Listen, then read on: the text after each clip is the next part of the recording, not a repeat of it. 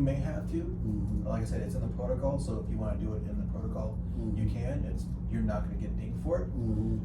But that's like my own personal take that I've been telling people is kind of like information. Not that this is what you should do, but is just we do this right here, evaluate. Maybe you don't need to have to do that top one. Right, and this here, you know, this is a risky cut. You know what I mean? We've got so much going on right here. You know what I mean? Super or infraclavicularly, we've got all those bundles of vasculature, right? Yeah. I don't want to, you know what I mean? Less is Well, more. I mean, anything. It's just, I mean, this guy. If you're doing this, Yeah, he's got big if we're doing problems. this, we've got problems. So yeah. I mean, I shouldn't laugh, but yeah. But so yeah, so that's a little thing too, and then also, say the guy is like way just totally burned. You do your cuts, you're still not getting the release you want. You can actually also extend this down and release the abdomen too. A little Wow. bit if you need Okay.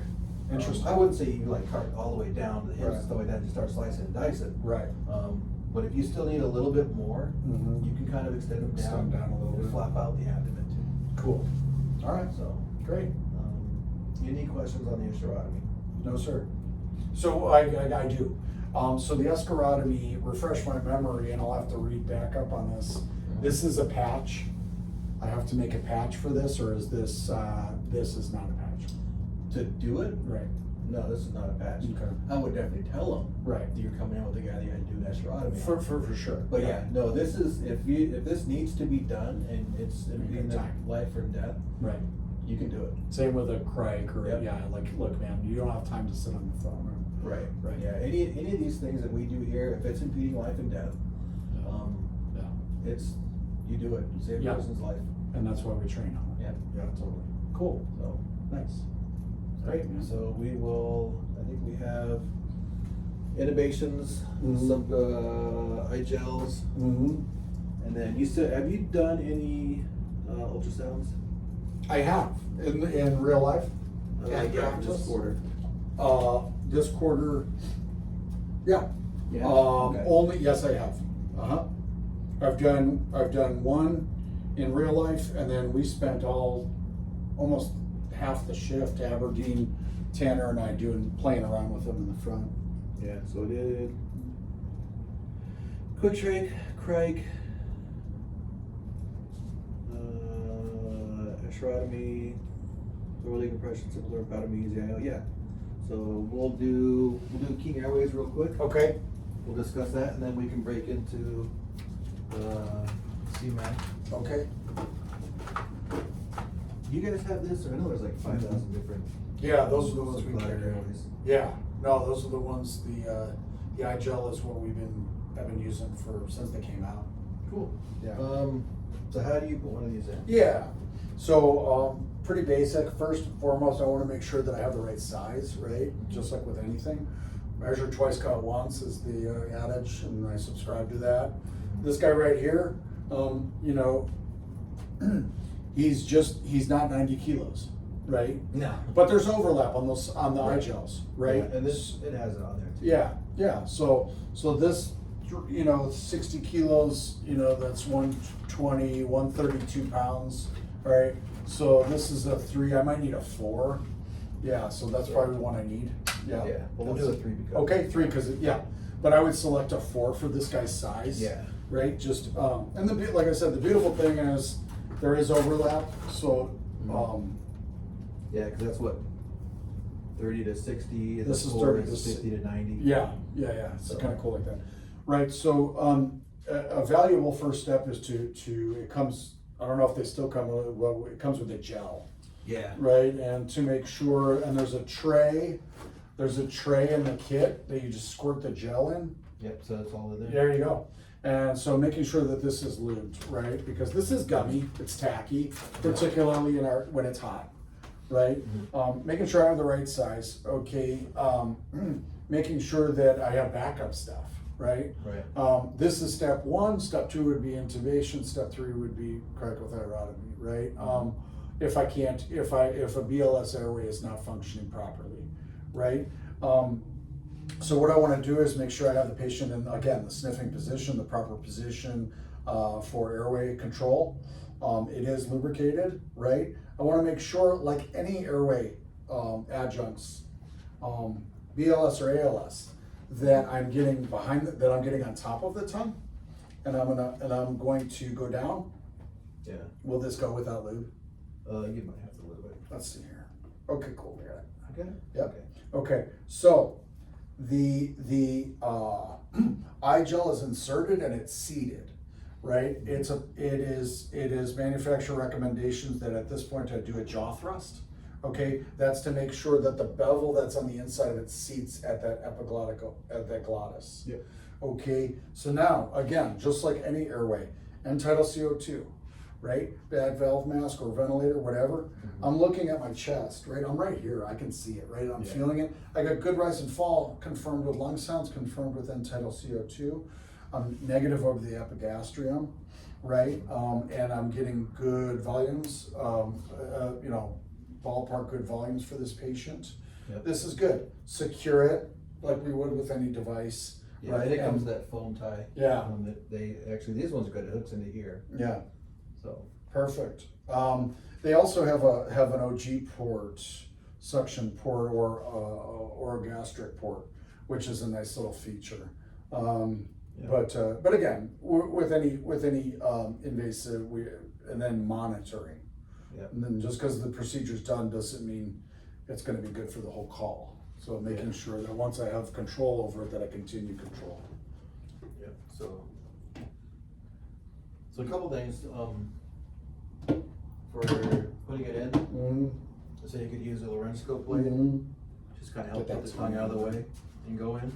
Or what I like to tell a lot of people, especially if these patients are unconscious and they know they're not going to bite down on you, I just grab their tongue and their jaw and pull. Yeah, pull up and out. So you're pulling up and out. You're kind of like doing a jaw thrust, but from the front. Yeah.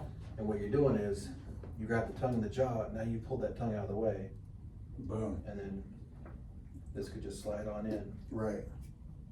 All the way to the back, and then do your little pop. Yep. So nice. Cool.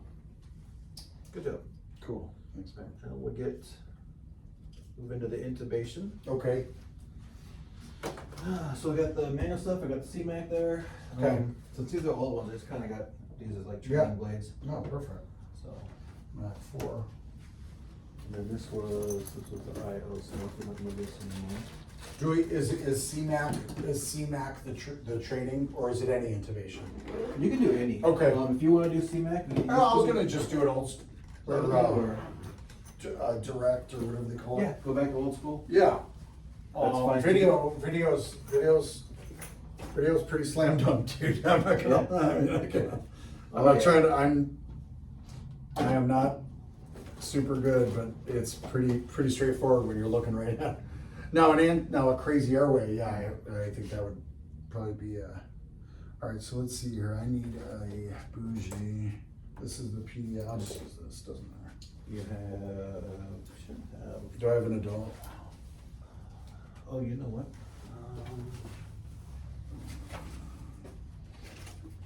That's the correct one. I thought we had. Here's my airway box. I thought we had pulled out one of those. There's, what does this say? Bougie plus stylet? Yeah, that one. Because they'll have the new ones that have those. These ones, the malleable ones that we're using now. Nice. Oh, the what do they call it? Yeah. Escalade. Yeah, that's right. All right. Yeah. So Escalade. So this is the orange. This is the adult, or this is the largest one that we carry. This is an adult, let's say male. So this is appropriate. Yep. Okay.